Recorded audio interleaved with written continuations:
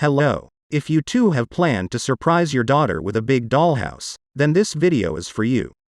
Today I'll show you how I gifted my daughter this dollhouse. This is Kidkraft Kaylee 65869 dollhouse.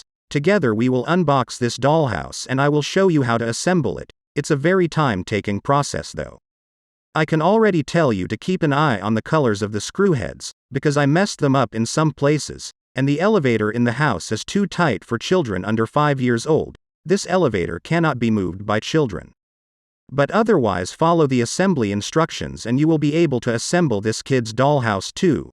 But if you have any suggestions or questions about this Kidkraft Kaylee dollhouse, feel free to post your question below this video. But for now, let's get the background music playing and get to surprise my daughter. Have a nice holiday.